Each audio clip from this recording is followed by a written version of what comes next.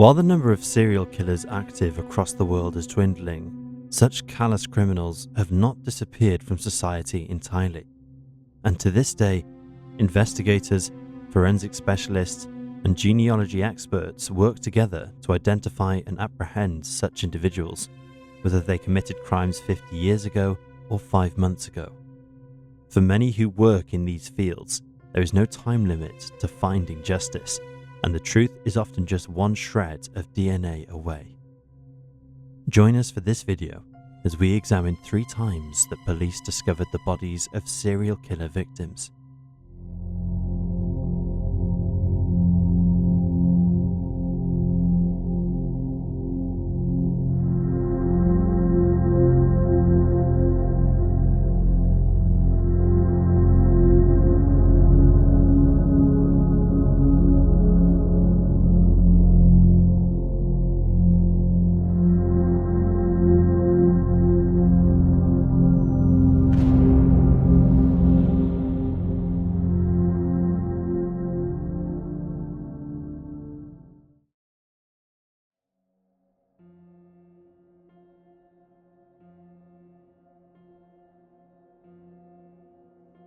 The body of 29-year-old Nonna Cobb was discovered on the side of Interstate 77 in Surry County, North Carolina, on July 7, 1992. She had last been seen climbing into a truck with an unknown man at a Cleveland County rest area just days earlier. Nonna's story is a sad one, but one that we hear often when discussing violent crimes. She was vulnerable, short on money, and had been struggling with substance abuse. Just 7 months prior, she'd lost custody of her 3-year-old son due to her difficulties in getting clean. Her sister, Vicky Gregory, told the media at the time, "She loved us and we loved her. Just because you do something wrong doesn't mean you stop loving her." For decades, investigators believed that Nonna was the victim of Sean Patrick Gobble, a long-haul truck driver and serial killer who operated by crossing the state of North Carolina, picking up vulnerable young women, the majority of whom were sex workers, and dumping their remains on the side of the interstate. He was later dubbed the Interstate Killer for this reason. Gobble was arrested in 1995, aged 28, having committed at least 4 murders in 4 different states in the early 1990s.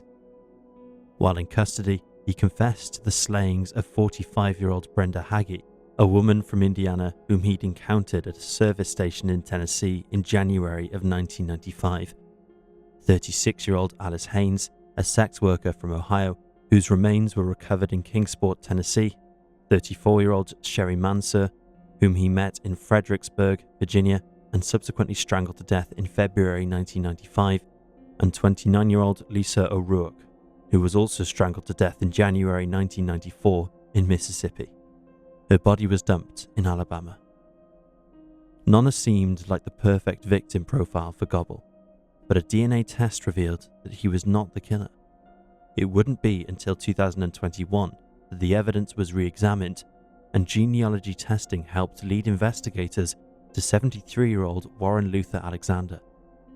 On March 15, 2022, he was arrested in Diamond Head, Mississippi, and extradited to North Carolina, where he would face charges in relation to Nonna's case.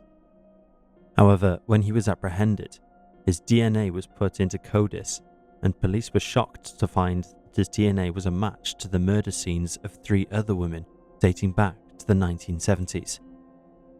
Alexander had lived in California between the late 1950s and 1960s, where he worked various jobs. At one point, he was a taxi driver, at another, an electrician with the Marine Corps, and eventually, like Gobble, he became a long-haul truck driver, which saw him cross numerous states as part of his work. He is believed to have returned to Oxnard, California, during the 1970s, which is when he committed his 3 murders. 18-year-old Carol Fritz was discovered dead in a motel room in Port Hueneme on May 29, 1977. Velvetan Sanchez, meanwhile, was 31 when she was found dead in an Oxnard motel room just months later on September 9th. Both women had been strangled to death with their underwear. In late December, The body of Lorraine Ann Rodriguez was discovered in the Oxnard Plain area. She was 21 years old, and her cause of death was determined to be strangulation. Lorraine had 2 children at the time of her demise and was described as a devoted parent. Velvet was also a loving mother and had just left her job at the US Navy Exchange when she was killed. Carol had just finished high school and had moved to California from her home state of Michigan. Like many of Gobble's victims, all 3 women were sex workers and considered vulnerable members of society. Police are also investigating a potential link between Warren Alexander and the killing of Cassandra Lee Miller, a young woman who perished in October of 1975. According to investigators, the bodies of Carol, Velvet, and Cassandra were all arranged in a similar way to one another, in a way that was designed to degrade the victim.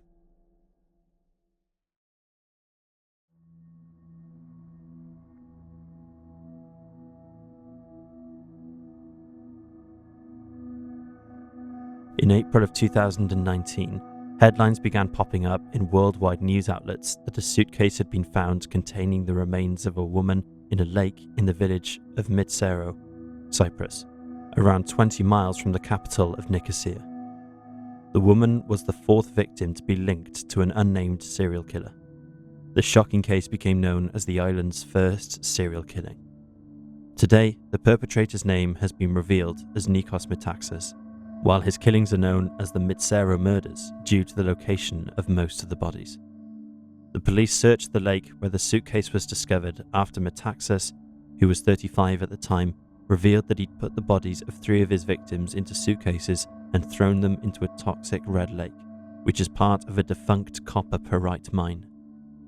The investigation into Cyprus's first serial killer was started in early April, when the body of 38-year-old Mary Rose Tiburcio, a native of the Philippines, was discovered in a flooded mine shaft close to that very same red lake. Mary had been missing since May 2018, along with her 6-year-old daughter, whose body had not yet been recovered. A murder investigation was soon undertaken, and by combing through Mary's social media and online messages, they discovered that she'd been speaking with Metaxas, a military officer with the Cypriot National Guard, on a dating site. Shortly after Mary's body was found, Metaxas was apprehended and placed in police custody. While searching for the remains of her daughter, Sierra, police uncovered another body, that of 28-year-old Ariane Palanos Lozano, another Filipino woman. A 3rd victim was discovered at a military firing range after Metaxas directed the police there. This unnamed woman is believed to be of Nepalese or Indian descent. Another woman, Marica Valtez Aquiola, a 31-year-old from the Philippines, was believed to be his 4th victim, but Metaxas initially denied it. However, he later changed his testimony and confessed to her murder. He ultimately admitted to the slayings of 5 women and 2 girls, which he carried out between 2016 and 2018. The body of Mary's daughter, Sierra, was eventually discovered in Lake Memi, close to the village of Ziliatos. She'd been wrapped inside a carpet with a cement block tied to the top. His 2 other victims were a Romanian mother, 36-year-old Livia Boneu, and her young daughter, 8-year-old Elena Boneu, both of whom vanished in September 2016. Their bodies were found in suitcases in the previously mentioned Red Lake. Following the release of information about Metaxas and his crimes, there was a huge outcry from both the public and from campaigning groups. Most of the women who disappeared were reported missing shortly afterwards, but the Cyprus police failed to take their cases seriously because the women were foreign. Campaigners also pointed out that the killings expose a wilder problem occurring in Cyprus, that migrant workers are often exploited in working conditions akin to modern slavery. The director of KISA, a migrant and refugee support group, told Reuters that the country operated by a 2-tier system where non-Cypriots did not enjoy the same rights as locals. It was also noted that Cyprus has 80 unsolved missing persons cases dating back to 1990. Police subsequently launched an inquiry to identify failings on their part, while the Justice Minister of the country resigned over the poorly handled missing persons cases. Also, after Metaxas came to public attention, multiple women came forward accusing him of various crimes, including rape. He was charged initially with evidence tampering and obstruction of justice, but critical evidence to support these charges was frustratingly lost or destroyed. The exact circumstances of how this happened are unclear. Metaxas, for his part, claimed that he'd killed 2 of the victims and their daughters because he alleged that the women planned to pimp out their daughters, and he sought to punish the mothers and free their children. He was ultimately charged with 7 counts of murder, pleaded guilty in June 2019, and was handed 7 life sentences.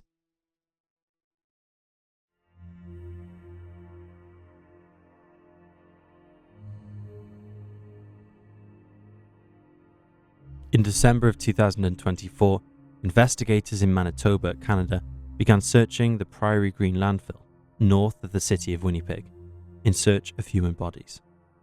Initially, authorities and officials in the Manitoba province declined to carry out such an examination of the area, noting that it could take up to 3 years to be fully carried out and would cost up to 184 million Canadian dollars. However, Indigenous leaders and citizens were keen to bring closure to the case this search was attached to, and a lengthy campaign of pressure was used to push law enforcement into greenlighting the operation. In March of 2025, just 4 months later, the bodies of 2 women were recovered from the site.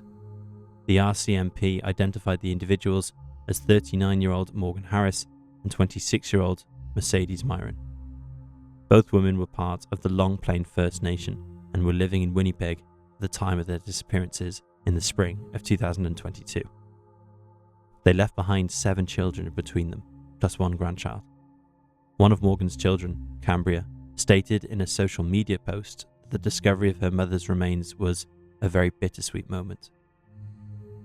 The case began on May 16, 2022, when law enforcement came across the body of 24-year-old Rebecca Contois, a member of the Otjichakosippi First Nation and a resident of Winnipeg.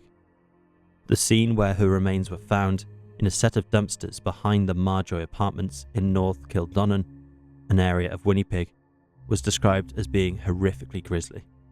Notably, authorities only found some of Rebecca's remains here, and it was soon discovered that the rest of her had likely already been transported to Brady Road landfill, as some of the residential bins had already been emptied. For over 2 weeks, investigators searched the landfill for the rest of Rebecca's body, accompanied by several Indigenous groups, and eventually she was located on June 21st, 2022. Retracing Rebecca's last known movements brought a 35-year-old man named Jeremy Skibicki to the attention of law enforcement. While he was being interrogated about the 24-year-old's disappearance, he surprisingly confessed to her murder, as well as those of several other women, including Morgan Harris, Mercedes Myron, and 31-year-old Ashley Singus, whose body was discovered in 2022 but had remained unidentified until 2025. Before identification, she'd been known as Buffalo Woman. She too went missing from Winnipeg. A deep dive into Skibicki's background revealed that he had a long history of violence against women. In the summer of 2015, he was convicted after assaulting his common-law partner, who was pregnant at the time.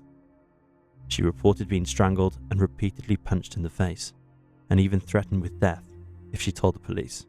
She subsequently filed a protection order, noting that she feared "he won't stop until I'm dead," but the order was dismissed. It's unclear why. Notably, this wasn't the first time Skibicki had been violent towards a partner. His previous partner claimed that he had expressed having violent fantasies about her, and that he'd once smothered her so hard she began bleeding from the mouth. 4 years later, Skibicki's wife of 1 year filed for a protection order against him. She stated that she suffered all sorts of abuse at his hands and that he had threatened to kill her. In her application, she wrote, "He has suggested he would kill me, or that other gangs will abduct me and torture or kill me or traffic me, as well as he told me he would put me in a garbage bag." In a later hearing for the protection order, she stated, "I'm actually extremely afraid for my life." She also reported being sexually assaulted by him while she was asleep after she took heavy sleeping medication. He reportedly called it her sleeping beauty syndrome. She recalled waking up with her underwear pulled down, and she soon tested positive for an STD, which revealed to her what her husband had been doing. Furthermore, she described an occasion where she was almost suffocated to death with a pillow by her husband. Despite being granted the protection order, the woman was attacked by Skibicki in 2021, and he was charged with assault with a deadly weapon and disobeying court orders. The following year, the woman filed for divorce. Further examination of Skibicki's background was carried out by the Canadian Broadcasting Corporation, which sourced through his personal Facebook page and uncovered a plethora of violent, misogynistic, anti-Semitic, and white supremacist content. He described himself as a member of Holy Europe, a small far-right white supremacist organization which promotes the belief that white Europeans need to keep their bloodlines pure by avoiding race mixing and fighting against immigration and multiculturalism. Investigators managed to put together a timeline of events using Skibicki's recollections. Ashley Singus was the first victim, killed on or around March 15, 2022. Around this time, Mercedes Myron was last heard from by her family. Morgan Harris was believed to have been killed on May the 1st, the day she was last seen alive, while Mercedes is believed to have died 3 days later on May the 4th. Notably, she was not reported missing until September the 26th, so police at the time didn't even know she disappeared. Meanwhile, Rebecca Contois' estimated date of death was around the 14th or 15th of May. It is believed that he met two of the women at a homeless shelter. Skibicki was charged with all 4 murders on December the 1st, 2020. On November the 6th, 2023, at a pre-trial hearing, he pleaded not guilty and asked that the trial be heard by a judge only, rather than a jury. However, this request was denied. During his trial, it was revealed that Skibicki had assaulted his victims, strangled or drowned them before sexually abusing the corpses and dismembering their remains. They were all disposed of in bins. His lawyers attempted to argue that he was driven to kill by delusions he suffered as a result of his schizophrenia, and that he was not aware of what he had done. However, this argument was rejected, and he was convicted on all 4 counts. He will not be eligible for parole for at least 25 years, by which time he will be 60 years old.